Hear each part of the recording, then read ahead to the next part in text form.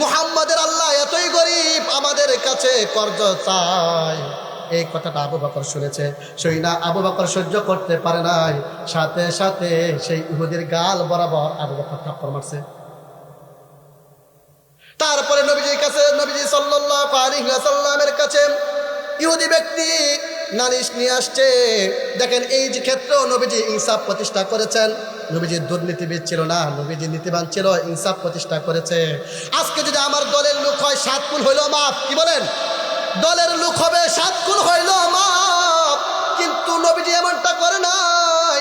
আবু বকরের বিষয়ে বিরুদ্ধে 2 ইহুদি বিচার দিয়েছে, আবু বকরকে বলতেছে, তখন নবীজি বলতেছে, ও ইহুদি তুমি বুঝে শুনে কথা বলো, থাপ্পড় দেওয়া এটা আবু বকরের কাজ না, থাপ্পড় দেওয়া হলো এটা ওমরের কাজ। তুমি বুঝে শুনে কথা বলো, থাপ্পড় কি আসলে আবু বকর দিয়েছে না উমর দিয়েছে? কারণ ইয়া রাসূলুল্লাহ আবু বকরই দিয়েছে। তারপরে আল্লাহর নবীজি সাল্লাল্লাহু আলাইহি ওয়াসাল্লাম আবু বকরকে ডাকাইলেন। আবু বকরকে বলে, আবু বকর তুমি কেন থাপ্পড় দিলা, তুমি কেন থাপ্পড় দিলা? এই কথা বলার পর আবু বকর বলতেছে, ইয়া রাসূলুল্লাহ, ইয়া হাবিবাল্লাহ, আমি মক্কা থেকে মদিনায় চলে গেলাম, কোনো কিছু সাথে নেই নাই।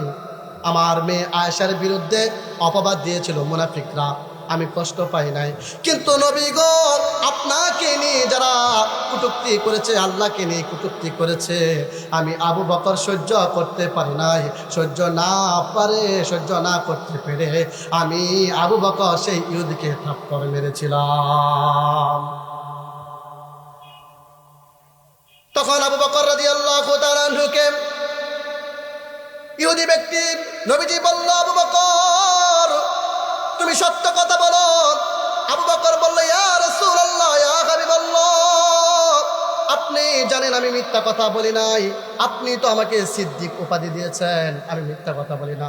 নবীজি বলে, আবু বকর এখানে সিদ্দিক চলবে না, হাসা কথা কও। নবীজি বলতেছে, এখানে সিদ্দিক চলবে না, হাসা কথা বলো, সত্য কথা বলো। আবু বকর বলতেছে, ইয়া রাসূলুল্লাহ, আপনি জানেন আমি মিথ্যা কথা বলি না, তারা আমার ব্যাপারে অপবাদ দিচ্ছে, তারা মিথ্যা